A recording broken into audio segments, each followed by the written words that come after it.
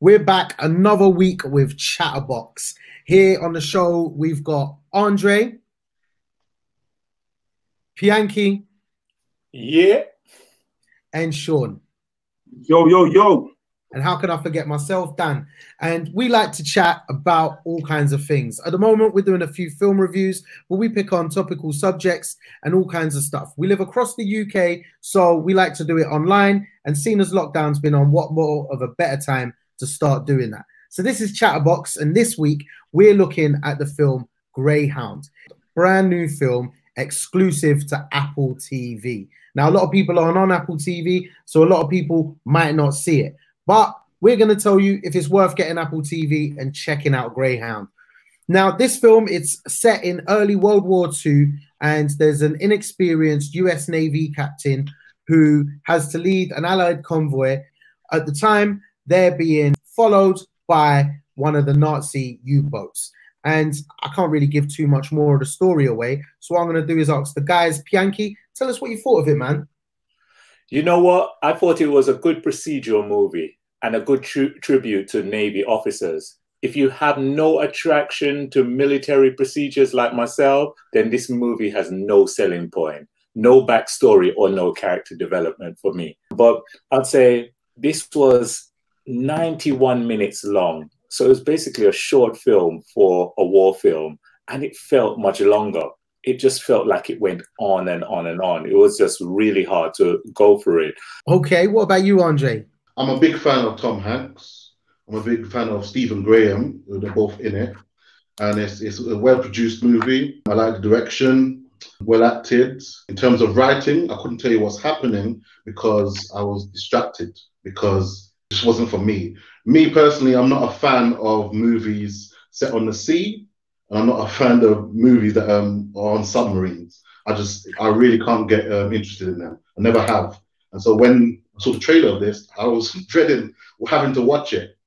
And then when I watched it, I watched half last night and the second half just before we got here to review it, because it was tedious and I couldn't concentrate. If you ask me what happened, I couldn't tell you. I could not tell you because I was distracted. Everything was distracting me. I did not enjoy this movie. It was really boring. Whoa. Looks like you two ain't going to be renewing your Apple TV subscription. Sean, what do you think, man? No way. That film would never get me to get an Apple subscription at all. I'm a massive fan of Tom Hanks. So for me, I was actually really interested watching this film and covering it and doing a review. I think the visuals are good. I love that scene where they had it over the Atlantic and you could see the Northern Lights, some of the action, you know, the gunfire and stuff like that. But overall, story to me was pants. There was nothing that was captivating at all. On top of it, one of the most annoying things for me personally is the fact that I really do love to watch war films. So for me, it was just like war film. I was thinking Tom Hanks, war film, great. Yeah, for me, not great, if I'm going to be honest with you. Oh my days. Do you know what? Yeah, I've already got an Apple TV subscription because I got it free last year. I got a year free with them. And since I've had it, I've watched two things on there. Greyhounds.